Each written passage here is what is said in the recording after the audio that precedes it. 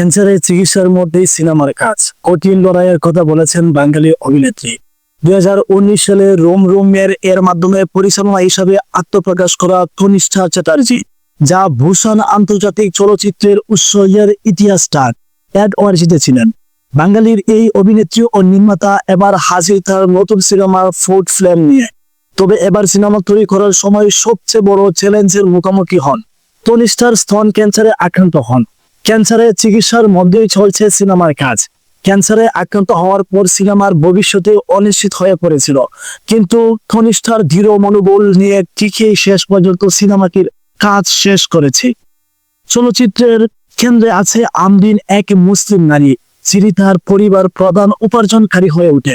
কীর্তি কুলহারি, সারাব হাশমির, ইন্দ্রনীল সেনগুপ্ত, মনিকা ধুগরা ও চনিম চৌধুরী অভিনেত্রী সিনেমার মধ্যে বৈষম্য, পারিবারিক এবং কর্তব্য বনাম ব্যক্তিত্বের পছন্দের টানাপোড়েনের উপস্থাপন করেছেন নির্মাতা।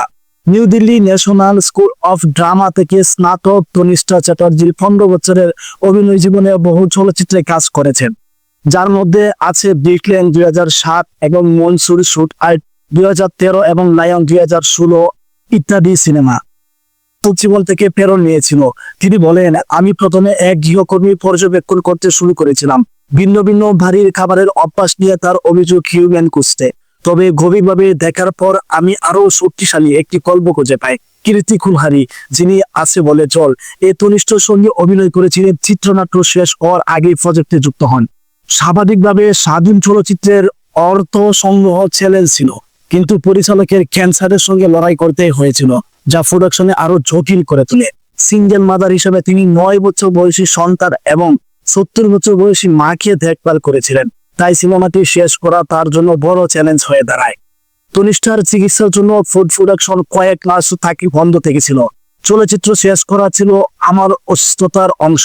মিউজিক সেকশনে বসা, এডিট করা সবই সুস্থতার প্রক্রিয়ার অংশ, তাই আমরা দ্রুতই কাজ শুরু করেছিলাম, বলেন তনিষ্ঠা।